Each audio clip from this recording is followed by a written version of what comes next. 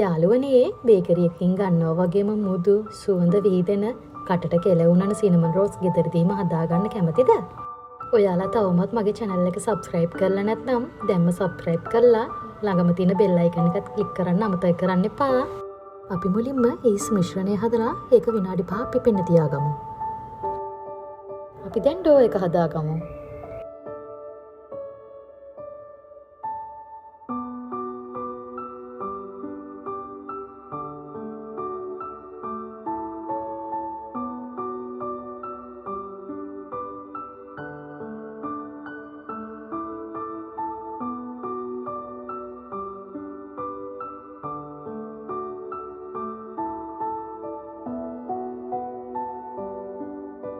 මේ ටික අපි හොඳට කලවම් කරගෙන විනාඩි 10ක් විතර නීට් කරගමු.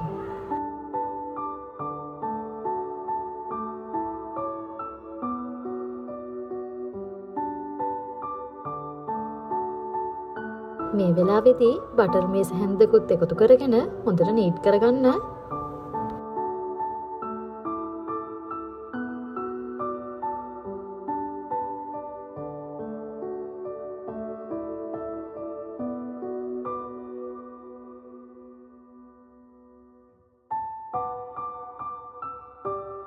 දැන් විනාඩි 10කට පස්සේ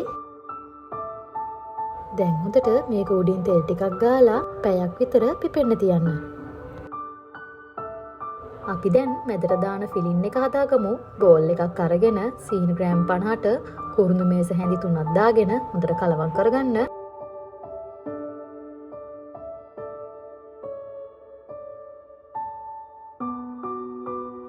දැන් පැයකට පස්සේ අපේ ඩෝ එක හොඳට පිපිලා තියෙන්නේ.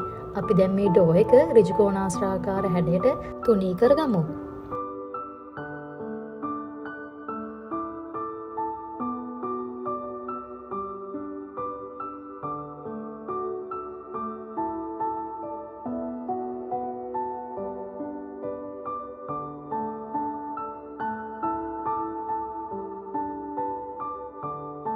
ඊළඟට මේක උඩින් කාමර උෂ්ණත්වයේ තියෙන බටර් ටික හොඳට ගා ගන්න.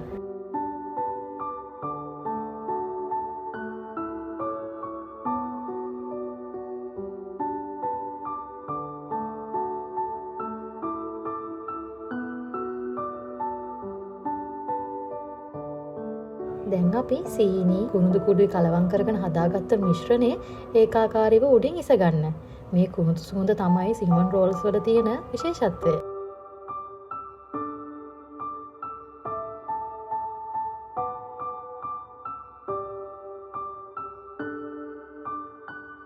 දැන් එක කොනක ඉඳන් පරිස්සමින් රෝල් කරගෙන යන්න.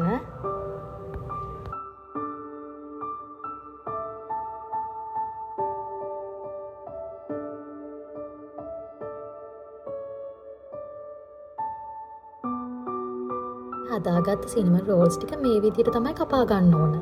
බේක් කරගන්න මේ ට්‍රේ එකට බටර් ටිකක් ගා ගන්න.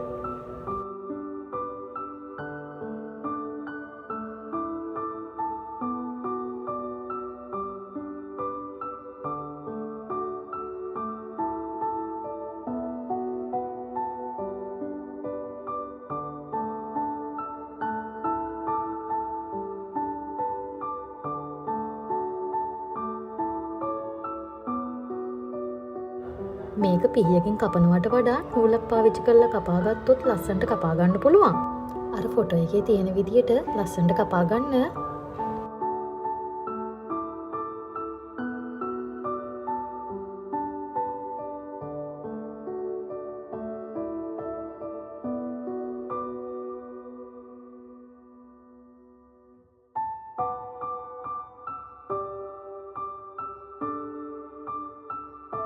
විනාඩි 20ක් විතර වහලා තියන්න ඩබල් සයිස් වෙනකන්.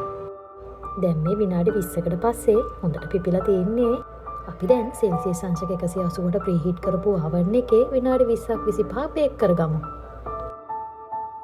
අපි එතකන් උඩට දාන අයිසින් එක හදාගමු. කුඩු කරගත්ත සීනි ග්‍රෑම් 200ට බටර් මේස හැඳි 2යි, පොඩි කරගත්ත චීස් කෑලි 2යි, වැනිලා මේස හැඳි 2යි, කිරි මේස හැඳි 2යි දාගෙන බීට් කරගන්න.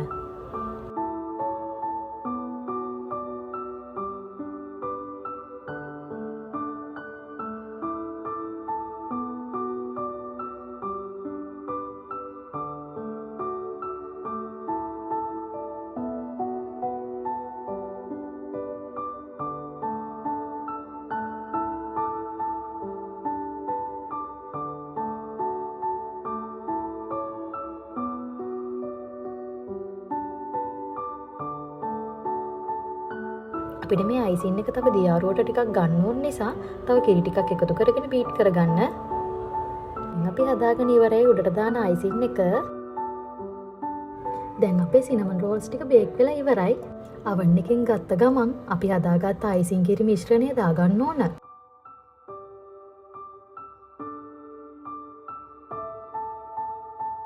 දැන් අපේ සිනමන් රෝල්ස් ටික හදලා ඉවරයි. එන්න අපි රස බලමු. ඇත්තටම මේක මාර සුවඳයි වගේ මාරම රසයි. අනිවාර්යෙන් ගෙදරදීම හදලා බලන්න. වීඩියෝ එකට කැමති නම් ලයික් එකක් දාලා යාළුවන්ට බලන්න ෂෙයා කරන්න. තවත් මේ වගේ රසම රස රෙසිපි එකකින් ඉක්මනින් හමු වෙමු. එතකන් ඔයාලා හැමෝටම සුබ දවසක්.